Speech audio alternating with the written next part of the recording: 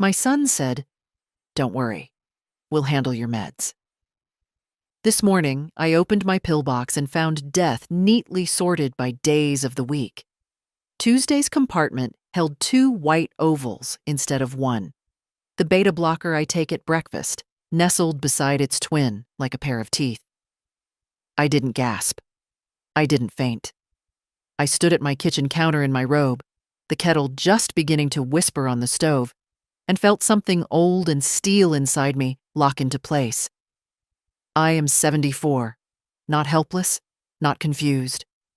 I line the pillbox on Sundays, with the magnifier and the lamp angled low, 1 tab of the beta blocker, 1 of the ACE inhibitor, the tiny thyroid, the evening statin set aside in the night row. I count out loud. I write the totals on a yellow sticky. Met, 30 left. Leeson, 22. Levo, 14. Sunday I counted correctly. I remember because I always do. I clicked Tuesday open and set the twins on a saucer.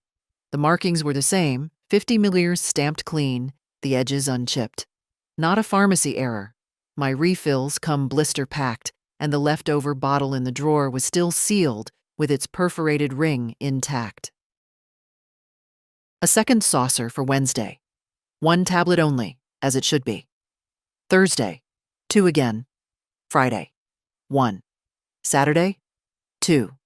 A pattern. Not clumsy, not random. The kettle went from whisper to low moan. I moved it off the burner and left it there.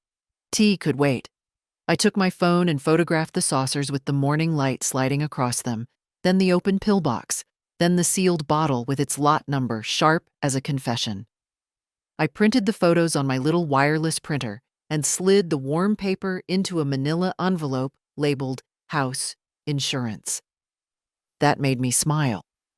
A small, precise smile I felt in my jaw more than my lips.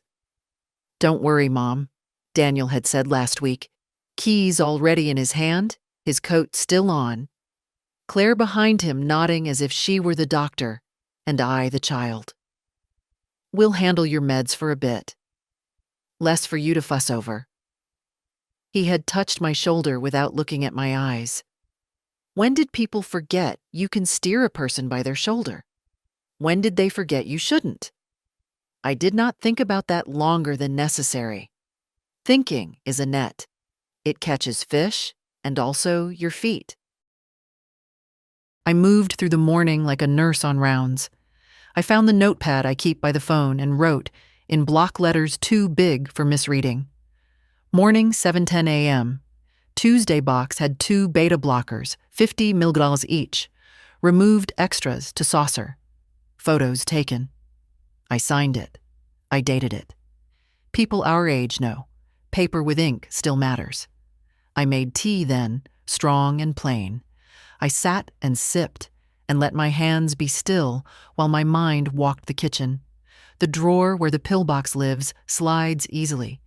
The runner sticks a little near the end unless you lift with a thumb. The chair by the window creaks when you turn to reach the top shelf. The back door hinges squeal unless you push it all the way open. Every sound in this house has a name. I listened for the shape of whoever had been here, in the silence they'd left behind. I took out the trash log I keep for the city schedule and looked at the dates. Claire was here yesterday afternoon to drop off soup. She had set the container on the counter, lifted the lid to show me the steam, then insisted on putting it in the fridge herself. "You sit," she'd said, voice bright as lemon. I had sat. I had watched her move, tidy, arrange, adjust, like air traffic control, like ownership. I had thanked her because I am polite even when my neck prickles. I rinsed the saucers and dried them and slid the extra tablets into a small, clear snack bag I labeled with today's date. Then I did something that felt both petty and necessary. I took a long strip of transparent tape and laid it over the edges of each pillbox compartment, slicing it with the tip of a paring knife so that the flaps still opened, but would show if lifted by a hand less careful than mine. I wrote down that I had done it, I put the bagged tablets into the freezer, behind the peas. People who tamper with things do not look behind peas. At 9, I called the pharmacy. "Mrs. Winslow?" the pharmacist said, after the beep-bop of the hold music. "Yes, Margaret. Your dose is 150 milliliters each morning. Single tablet only." She paused. "Everything all right?" I could hear the carefulness, the training. "Yes," I said. "I'm confirming." She asked if I wanted an adherence pack delivered. I said no, thank you. I want the feeling of the tablet in my own palm. I want the sound of it clacking against china. There are small sovereignties we can still insist on. The clock over the stove thunked once as it settled into the half hour. A truck rumbled by, then silence again, thick as cloth. I washed my cup. I wiped the counter, slow, deliberate strokes that made the laminate shine. Then I opened the pillbox and took exactly what I was prescribed.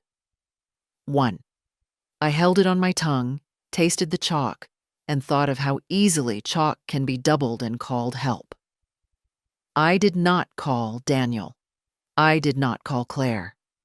The first call I made was to my doctor's office. I asked for a printout of my active medication list and the notes from my last visit. "For my records," I said. The second call I made was to a locksmith. "Front door, back door, garage," I told him. "Today, if you can." He could. "Bring 2 extra copies." The third call. I didn't place yet. I wrote the number on a fresh index card and laid it by the phone, face down. The way you lay down a card you know you'll have to turn. I dressed. Navy slacks, the soft sweater Lily gave me last Christmas, the one with the sleeves that don't ride up when you reach for the top shelf. I tied my hair back. I put my insurance card, my ID, and the photos into my handbag. I slipped the pillbox in too, tapes intact, lids closed, everything quiet as if nothing had ever happened here. By 10, I had my coat on and my keys in my hand. The house felt different, like a stage set after the audience has left and the lights are up, scuffs showing where the dancers turned. I locked the door, heard the new certainty in the tumblers, and stood on the porch a moment to let the winter air clear my head. I am not afraid, I told myself, and found that I believed it. On the sidewalk, a boy on a scooter skated past, his wheels rattling over the seam where my driveway meets the street. He waved like children do, with his whole arm. I waved back, and my hand felt steady, and my heart kept its honest rhythm under my sweater as I went to do what needed to be done. I straightened the folds of my navy blue dress, smoothing out invisible wrinkles. At 77, I no longer chased fashion, but I still liked to look neat, especially when my son invited me for dinner. He'd said there would be a special announcement. But instead of his voice greeting me at the door, my phone lit up with a message. "Mom, I'm sorry, we can't make it tonight. Marissa's hosting her co-workers instead. We'll reschedule." Before I could even put the phone down, another text came. "You weren't invited. My wife doesn't want you there." My own son, using his name, his number. I sank into my chair, clutching the phone as if letting go would make the truth vanish. All around me, the living room was filled with proof of years gone by. Photographs of golden anniversaries, fishing trips, graduations. I'd given Garrett everything I could, a down payment on their house, a new car, private school for his son. Every check I'd written had felt like the right thing to do. Now, those years seemed like a ledger of my own foolishness. I went to my desk and pulled the folder labeled Garrett. Inside, $20,000 for a failed business, course fees for Marissa, repairs for their roof, Toby's car insurance. 174 separate payments and transfers, each one a little piece of myself. I called the bank.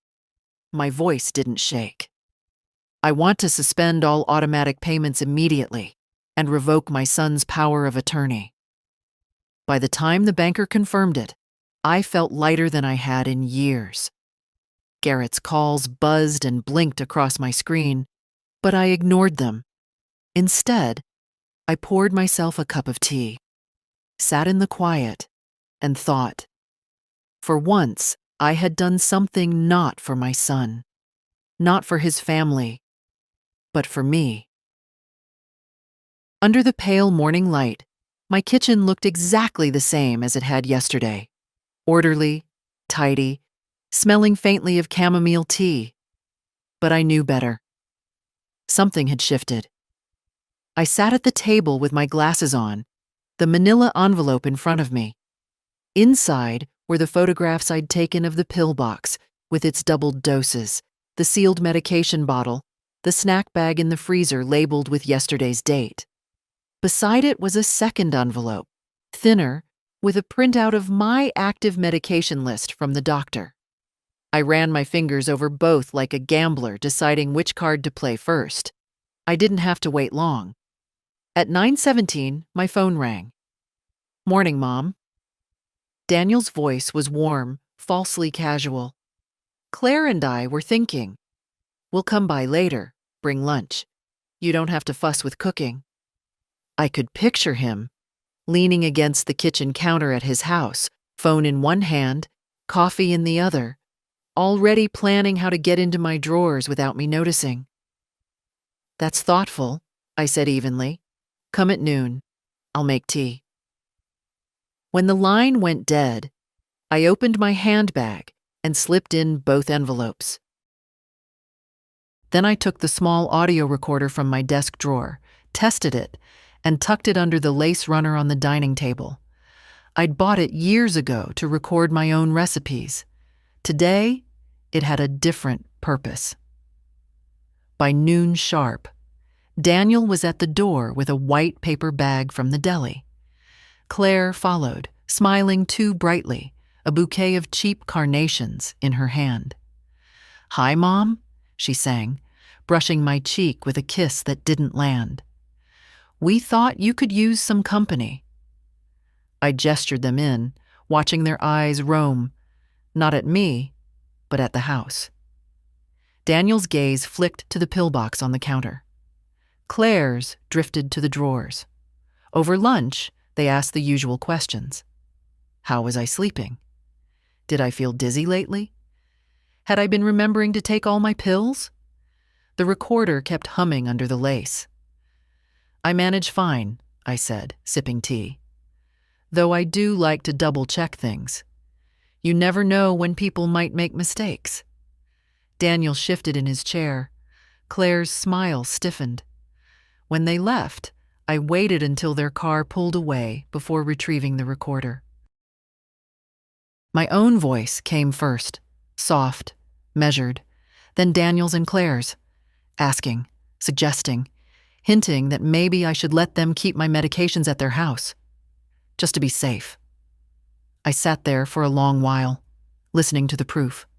Not rage, not fear, just a deep, steady knowing. They thought I wouldn't see. They thought I wouldn't act. They were wrong. That evening, I laid everything out on the dining table like evidence in a courtroom. The photographs, the bagged tablets, the recorder, the printout from my doctor. I didn't bother with dinner. Instead, I made a pot of strong black tea and sat by the window, watching the street lamps flicker on one by one. Across the road, the neighbors' grandchildren chased each other up and down the driveway, their laughter rising into the cool air. It had been a long time since laughter like that filled this house. I thought about the weeks after my hospital stay, the way Daniel had taken my pillbox from the counter without asking, telling me, "You just rest, Mom, I'll take care of it." The way Claire had stood behind him, nodding, as if my independence was a nuisance to be managed. At first, I'd wanted to believe they meant well. But the numbers in my head didn't lie. 150 milligram beta blocker per morning, no exceptions. A double dose wasn't care. It was either recklessness or intent. Around 8 p.m., I picked up the phone and dialed someone I hadn't spoken to in years. Margaret?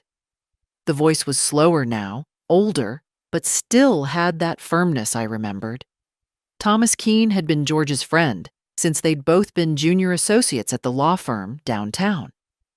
We'd exchanged Christmas cards for a while after George died, then drifted apart.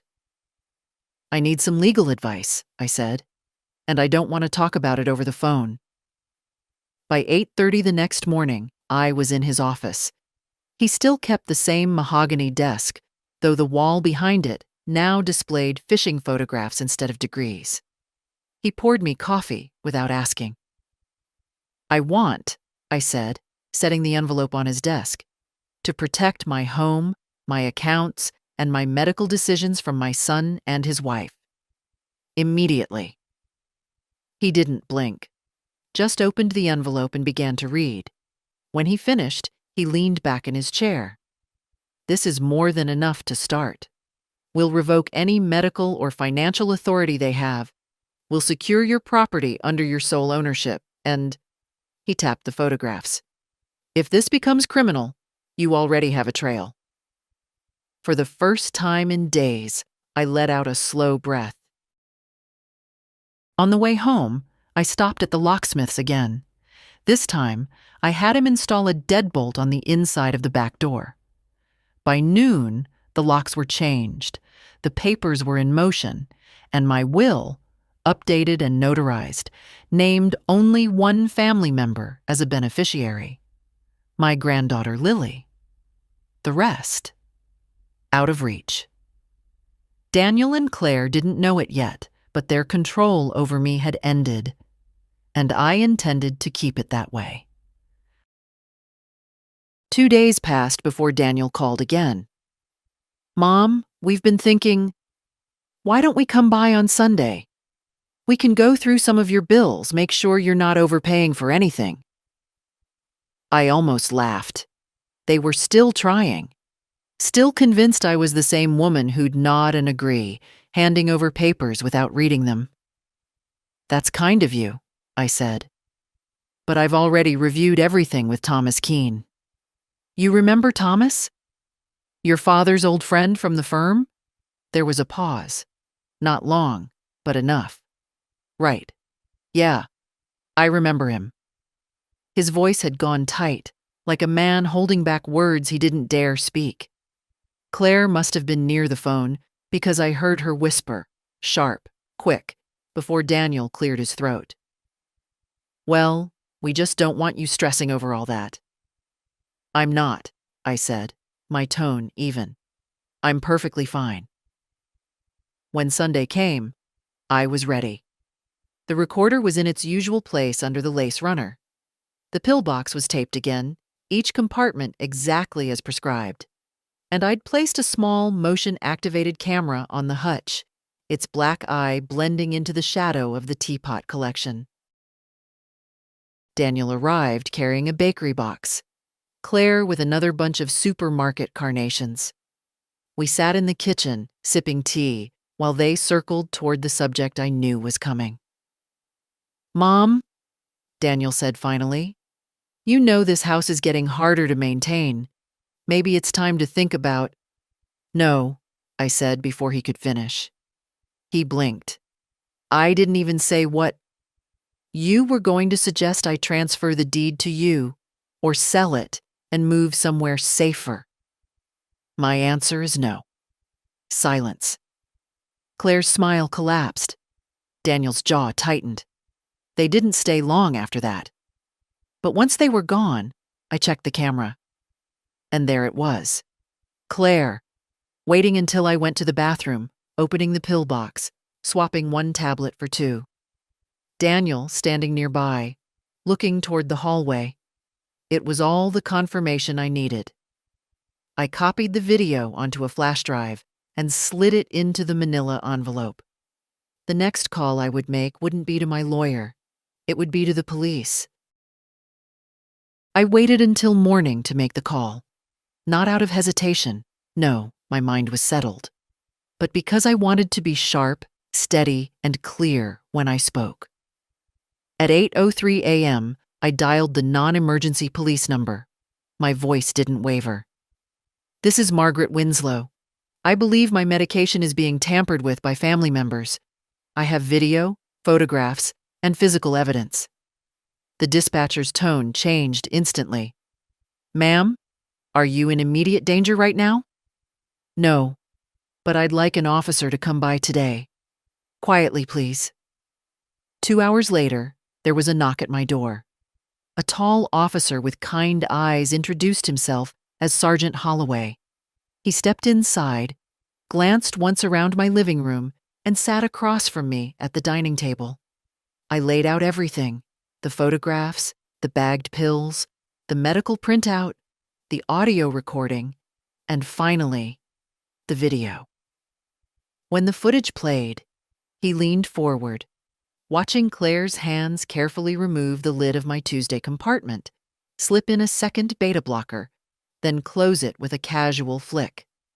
Daniel's shape hovered in the background, glancing toward the hall. "This," Holloway said when it ended, "isn't just suspicious, it's criminal." He asked if I wanted to press charges. I told him I did. But I also wanted something else, something quieter, more enduring: restraining orders, full documentation, a record that couldn't be erased or argued away. Before he left, he assured me the pills would be sent for analysis, the video and photos logged as evidence, and he gave me a card with his direct number. "If they come to your door unexpectedly, you call me, no matter the hour." After he was gone, I stood at the window, watching his patrol car disappear down the street.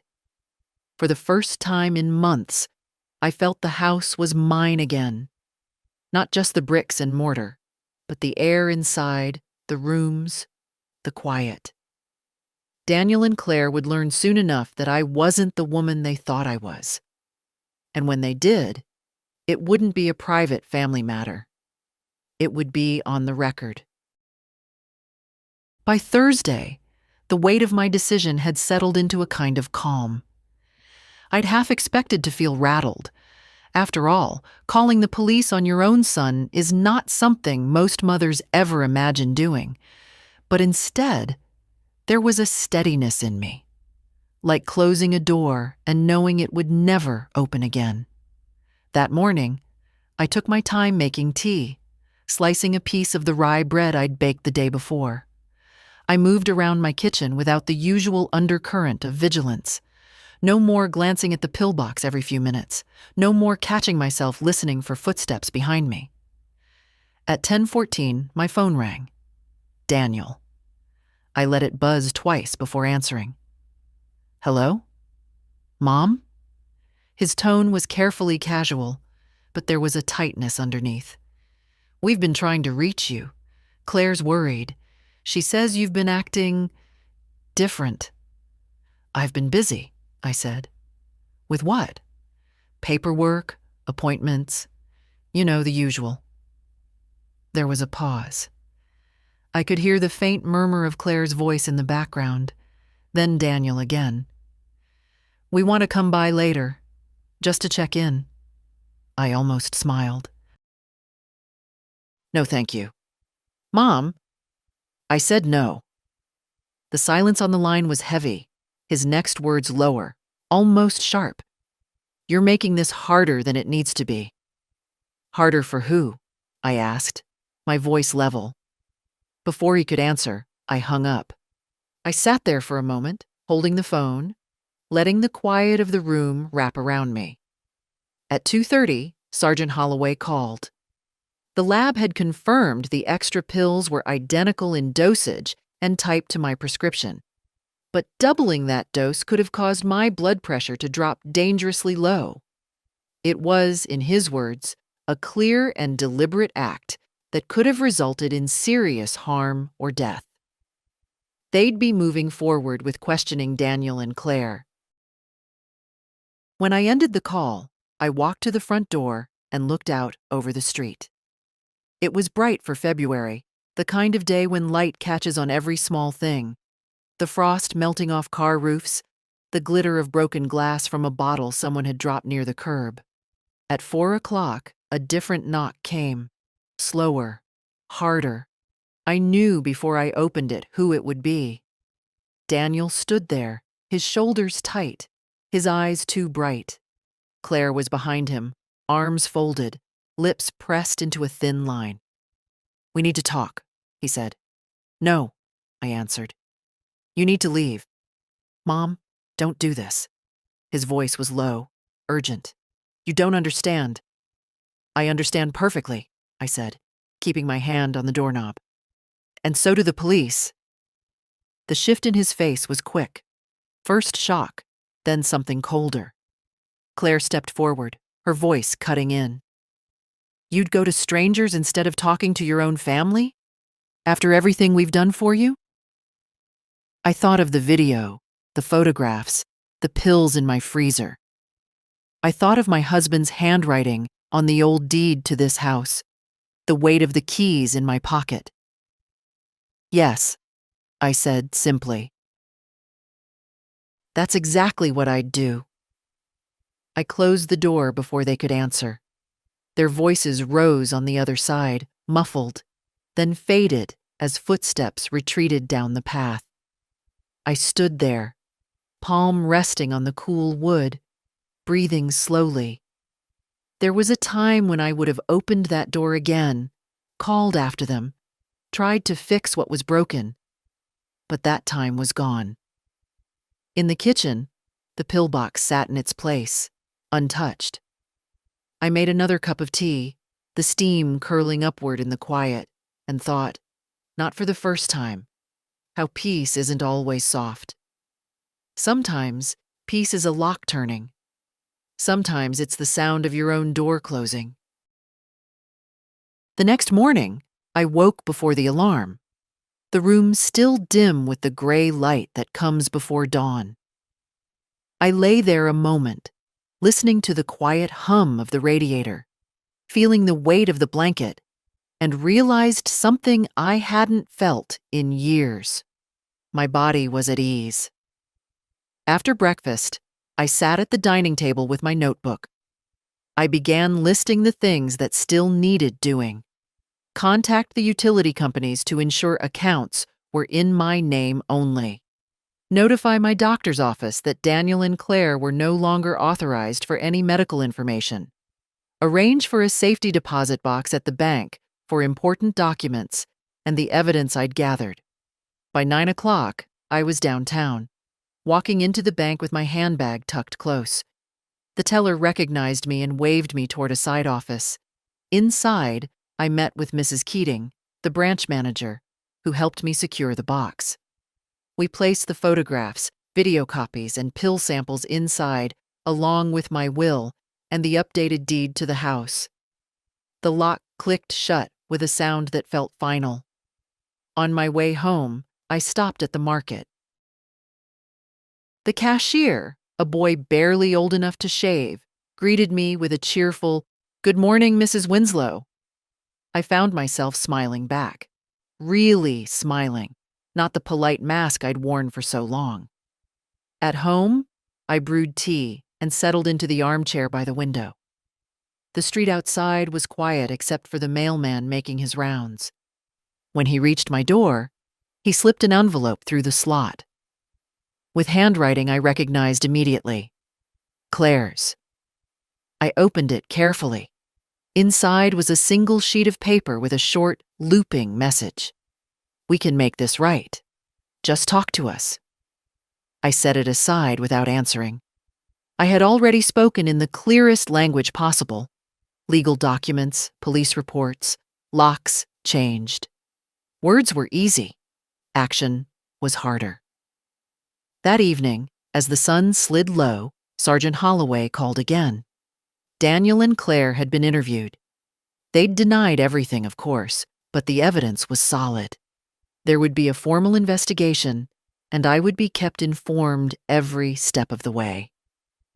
After we hung up, I stood at the kitchen sink, rinsing my teacup. The window over the sink reflected my face in the fading light, older, lined, but steady. For the first time in years, I knew exactly where I stood, and I intended to stay there. On Sunday morning, I decided to do something I hadn't done in months. I baked. The smell of cinnamon and apples filled the kitchen, the oven humming warmly as the light rain tapped against the window. I wasn't baking for anyone in particular, just myself. That was the point. While the pie cooled, I sat at the table with the small black camera in my hands. The footage from that day was already copied and locked away in the bank, but I still kept the original card here, hidden in a plain envelope marked tax receipts. Old habits die hard. At 11:06, the doorbell rang. I knew that rhythm. 2 short presses, a pause, then one longer one. Daniel. I didn't move. I let him press it again, harder this time, before his voice came through the wood. "Mom, it's me. I just want to talk." I took my time walking to the door. I didn't open it. "I told you, Daniel, there's nothing left to discuss. You've blown this out of proportion. We were just trying to help." I cut him off. Help doesn't involve doubling someone's heart medication. Help doesn't require changing the locks. Silence for a beat, then Claire's sharper tone. "We know you've been to the police. That's unnecessary. This can be handled privately." "That's not how it works anymore," I said. I heard Daniel sigh, low and heavy. "You're making a mistake. People are going to start asking questions. Do you really want the whole family to know about this?" I almost laughed. There it was, the soft threat wrapped in concern. "Yes," I said. "I do." After a moment, their footsteps retreated. Through the lace curtain, I watched them walk down the path, heads close together against the drizzle, their pace quick. By early afternoon, I was in my living room sorting through the small safe I kept under the stairs. Inside were things I hadn't touched in years: George's pocket watch, a faded bundle of letters, Lily's kindergarten drawing of me holding her hand. I added a fresh stack of documents, copies of the police report, the lab analysis of the pills, and a list of every conversation I'd had with Daniel and Claire since this began. At 3:45, the phone rang. It was Lily. "Grandma, Dad says you're mad at him. Did he do something wrong?" I closed my eyes for a moment, steadying myself. "Lily, your father and I just have some things to work out. Nothing for you to worry about. How's school?" She launched into a story about her science project, her voice bright and unguarded. I let her talk, making small sounds of encouragement, committing every detail to memory. She was the one part of this family I'd protect without question, but not by staying silent. That night, I wrote a letter to her. Not for now, she was too young, but for when she was old enough to understand. I explained what had happened, why I'd acted as I did, and the lesson I hoped she'd take from it: that kindness never requires you to endanger yourself, and that boundaries are not unloving. I sealed it in an envelope, dated it, and placed it in the safe with the rest. Outside, the rain had stopped, leaving the street glistening under the lamplight.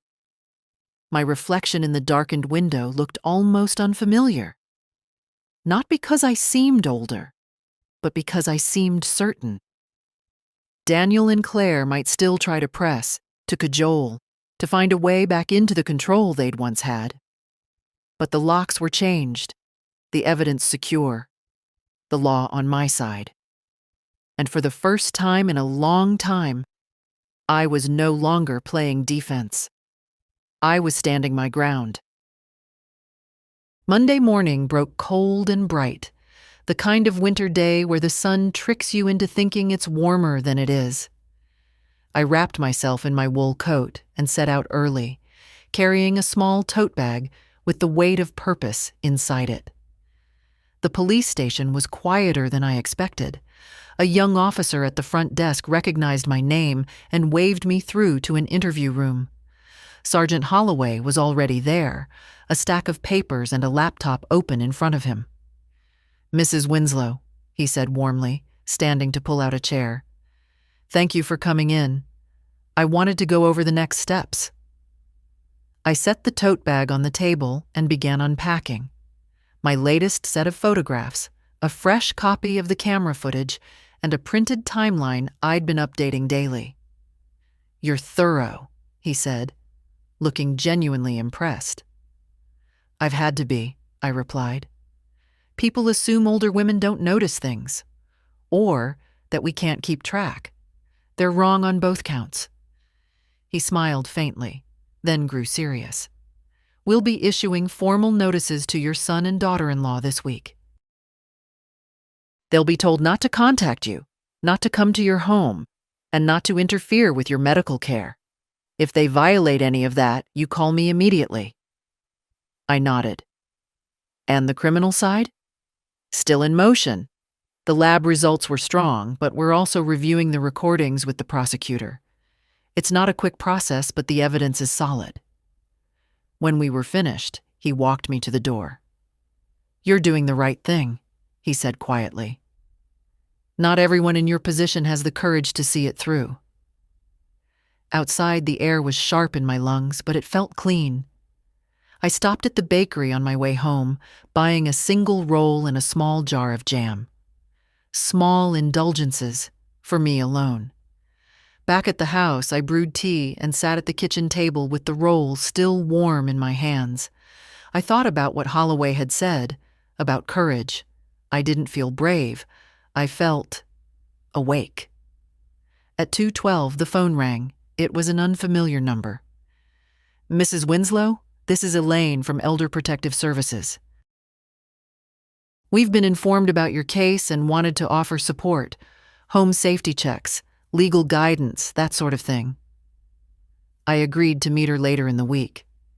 It struck me that I'd spent years telling myself I didn't need help, not realizing that accepting help from the right places was entirely different from letting someone take over your life.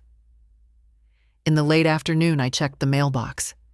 Inside was a single envelope with no return address, just my name in Daniel's handwriting. I didn't open it right away. Instead, I placed it on the counter, made another pot of tea, and let it sit there while the daylight drained from the room. When I finally slid it open, there were only 5 words on the page. "You're going to regret this."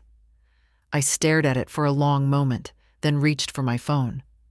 I photographed the letter, printed the image, and added both the paper and the printout to my evidence folder. By the time I locked the folder away, night had fallen. The house was still, the only sound the faint tick of the wall clock. I stood by the front door, checked the deadbolt, and felt the solid click beneath my hand. Regret was the last thing I felt. What I felt was resolve, settled deep, steady as stone. Thursday morning brought with it the kind of stillness that feels like the world is holding its breath. I sat at the dining table, the steam from my tea rising in slow curls, when the doorbell rang. 3 short presses, quick and impatient. I didn't move right away. I listened. Footsteps shifted outside. A muffled voice, Claire's. "She's home. I saw her car." I rose, deliberately slow, and went to the door without unlocking it. "Yes? Mom, it's me?" Daniel's voice came, lower than usual, almost coaxing. "We just want to talk." "I told you not to come here," I said evenly. "The police made that clear." Claire cut in. "We're family. We don't need the police between us." "That's exactly what we need," I replied, my hand still on the lock. Daniel's voice sharpened. "You can't just shut us out. This is our family home. Eventually, it's going to be ours." The words hung there, hot in the cold morning air. I let them sit for a moment before answering. "Not anymore." A rustle of movement. Then Claire's voice again, thinner now. "You'll regret making enemies of your own blood." I almost laughed. "You made that choice, not me." I stepped back from the door, refusing to say another word. They stood there a moment longer, muttering to each other. Then I heard the crunch of their footsteps on the frosted path. I didn't watch them leave. After they were gone, I called Sergeant Holloway. "They were here," I said simply. "I'll file the violation," he replied. "If they show up again, we can move for immediate enforcement. Keep your camera ready." I spent the rest of the morning going through drawers and cabinets, checking for anything I might have overlooked. Documents, spare keys, old bank statements. In the back of a kitchen drawer, I found a single brass key wrapped in paper.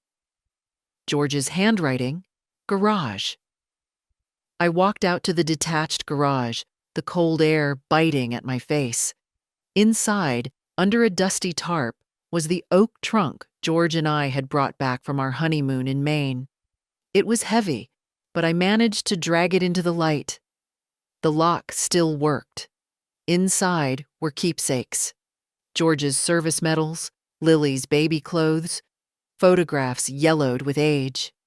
Beneath those, a slim folder I didn't remember seeing before. When I opened it, I found copies of our original deed, old insurance policies, and a letter George had written but never given me. In it, he'd written, "If anything happens to me, make sure you keep the house in your name. Don't let anyone talk you out of it, not even family, especially not family." I sat there for a long time, the letter trembling in my hands. George had known, even then.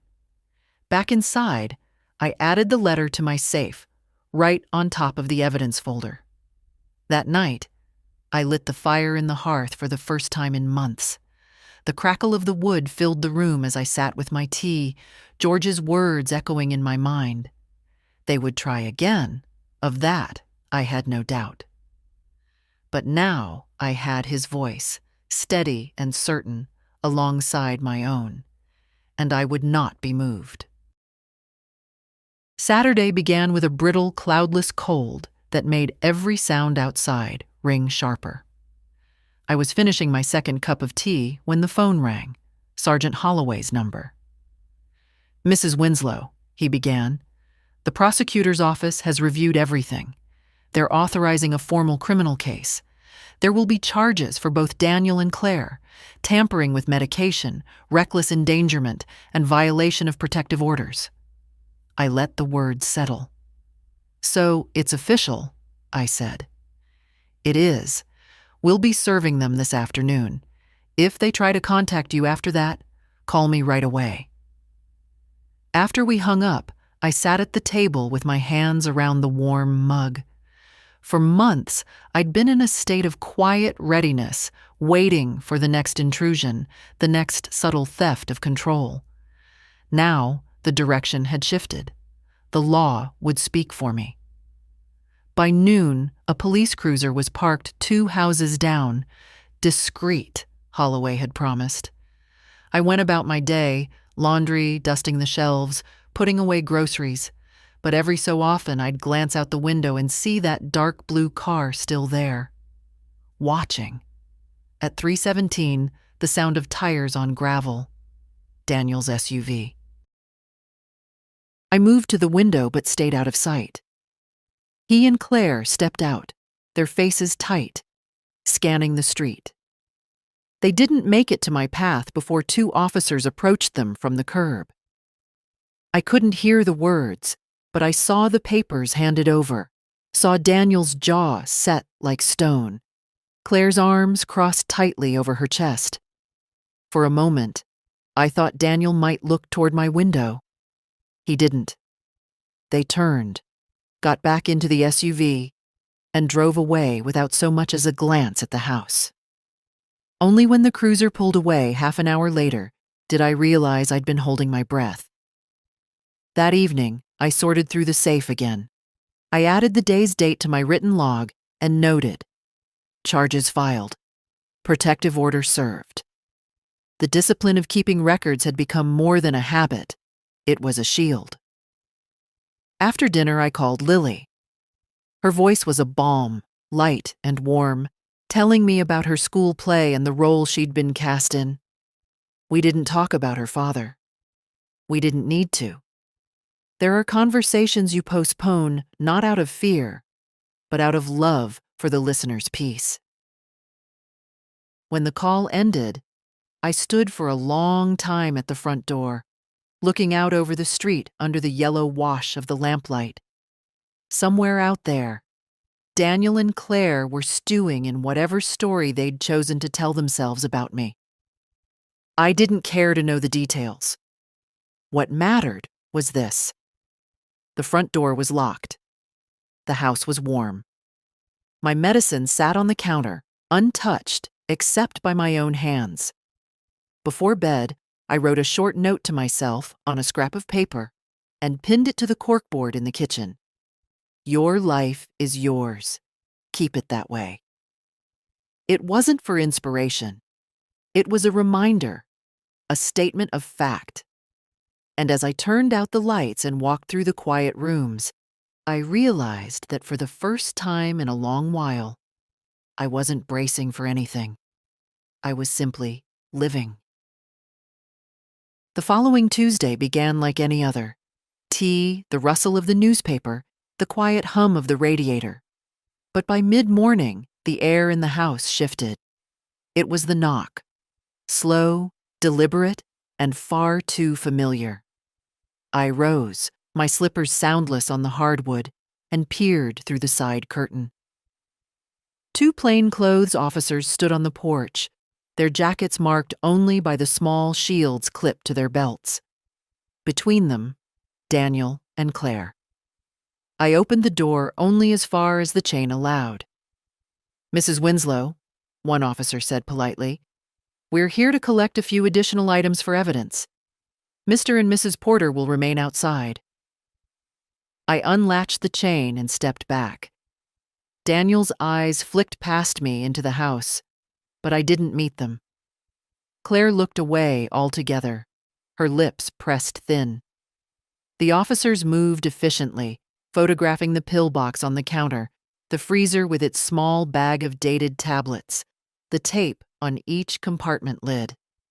I handed them the latest log entries and the printouts from my doctor's office.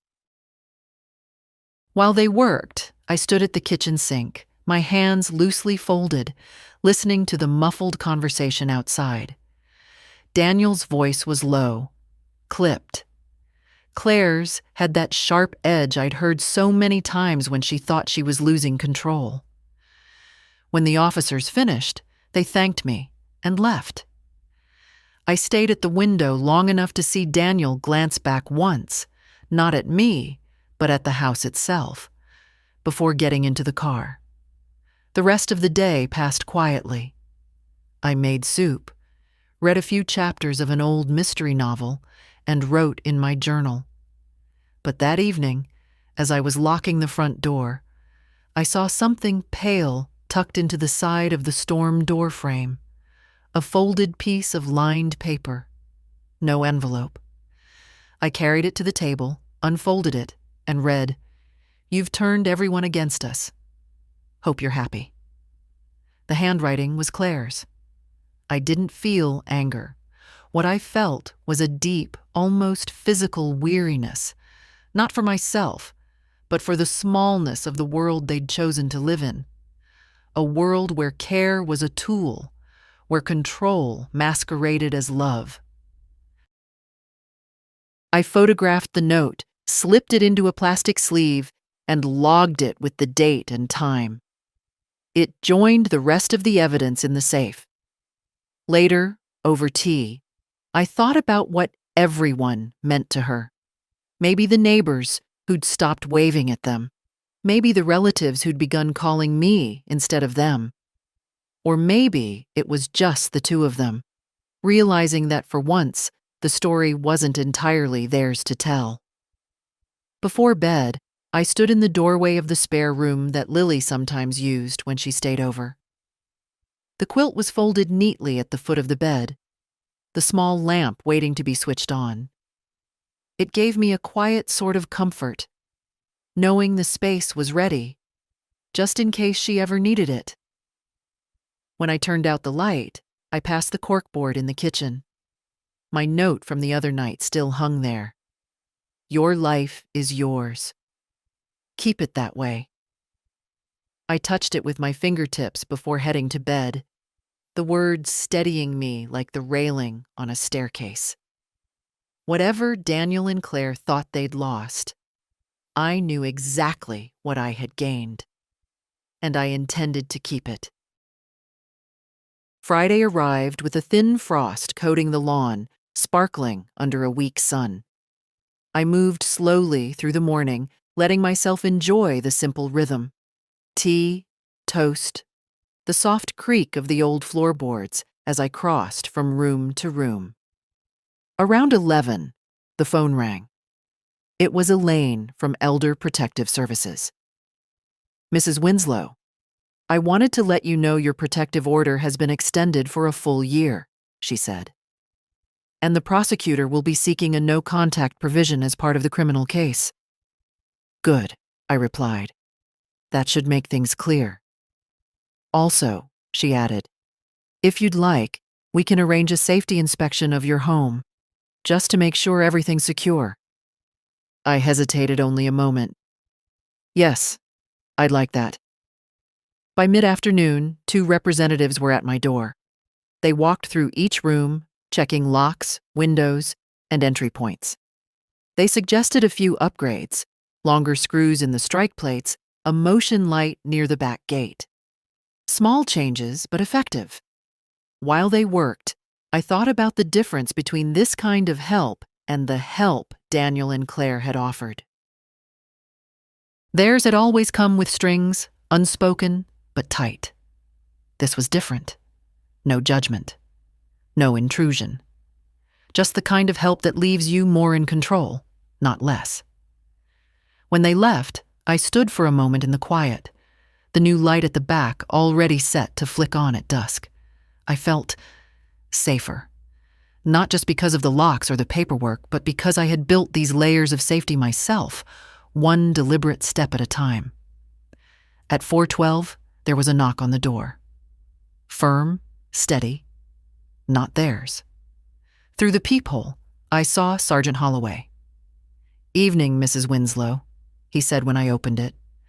Just wanted to let you know, Daniel and Claire have been officially arraigned. They entered not guilty pleas. Trial date's been set for 3 months from now. I nodded. Thank you for telling me in person. He gave a small smile. Also, thought you might want this. From his folder, he pulled a printed still from my kitchen camera, the one that had caught Claire doubling the pills. It was clear as day. Her hand over the open compartment, the second tablet between her fingers, Daniel's shadow in the frame. I took it carefully. I'll keep it, I said. After he left, I sat at the dining table with the photograph. I didn't feel vindicated exactly. It was something quieter than that. Confirmation, perhaps. Proof not just for the court, but for myself, that I hadn't imagined it, hadn't overreacted. The photograph went into the safe with the rest. That night, I built a small fire in the hearth and let the room fill with its warmth. I made a pot of tea and brought out a slice of the apple pie I'd baked earlier in the week. The flames shifted and cracked softly, the shadows dancing against the walls. I thought about the months before all this began, how I'd let my world shrink without noticing, how I'd begun to measure my independence in teaspoons and pill compartments. And I thought about the choice I'd made that morning with the extra tablet in my hand. To act, not to hope things would resolve themselves. It had been the right choice. By the time I washed my cup and turned out the lights, the frost had returned outside, silvering the lawn under the moonlight. I paused at the back door, watching the new motion light flick on when a stray cat darted across the yard. A year ago, that sudden flare might have startled me. Tonight, it made me feel steady. I locked the door, pocketed the keys, and walked upstairs knowing that whatever came next, I would meet it on my own terms. And that, more than anything else, was what safety truly meant. The morning of the court hearing arrived gray and damp, the kind of weather that seeps into your bones if you let it. I rose early, not because I had to be there. My lawyer assured me my presence wasn't required for this preliminary stage, but because I wanted to be awake when the day's first decisions were made. I brewed tea, the steam curling in the dim kitchen, and set out my notebook. It had grown thick over the past months, pages filled with neat, dated entries. Every visit, every call, every note slipped through my door. At the very front, underlined twice, was the first entry. Tuesday box had 2 beta blockers, 50 millities each. That was where it had all begun. At 9:14, Thomas Keene called from outside the courthouse. "It's over for today. Arraignment confirmed, protective orders reinforced." The judge was clear.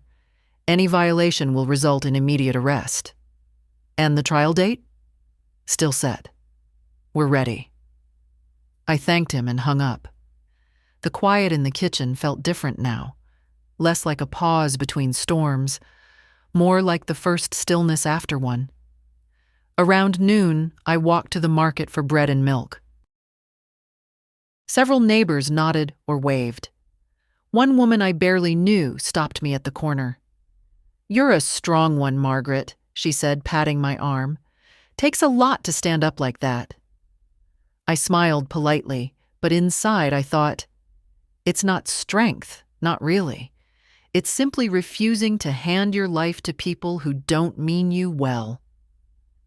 Back home, I made a sandwich and ate it at the dining table, looking out over the yard. The new motion light glinted faintly on its metal bracket. The frost on the lawn was already melting. In the afternoon, Lily called. Her voice was bright with news about school and the play she'd been rehearsing for. "You should come see it, Grandma," she said. "I wouldn't miss it," I told her. We talked for a while about her lines, her costume, the nervous excitement in her voice reminding me of the way she used to chatter as a little girl. When the call ended, I sat for a moment in the stillness, holding the phone as if her warmth might linger there. Later, I opened the safe one last time for the day. The photograph of Claire with the pill in her fingers lay on top, next to George's letter. I read his words again. "Don't let anyone talk you out of it, especially not family," and felt the same steady certainty I'd carried since that morning in the kitchen when the kettle first began to whisper. As dusk fell, I pinned a new note to the corkboard in the kitchen, just below the first. "You acted. You endured. You won't forget." The first was a reminder. The second, a record. When night came, I moved through the house, locking each door, checking each window. The small rituals of safety no longer felt like fear. They felt like ownership. I poured one last cup of tea, the kind George used to drink in the evenings, and sat by the fire. Outside, the frost was forming again, silver under the lamplight. Inside, the house was warm, the air still, the keys heavy in my pocket. I thought of the months behind me, the slow narrowing of my world, the moment I noticed, the choice to resist, and the steady climb back into the full possession of my own life. If there was a lesson in it, it was this. Help is not control. Silence is not peace. And love is not proven by what you're willing to lose for it. Some things you hold on to, no matter who tries to take them. The fire crackled softly, the tea cooling in my hands. I didn't need to look at the locked doors to know they were there, and I didn't need anyone else's permission to feel safe in my own home.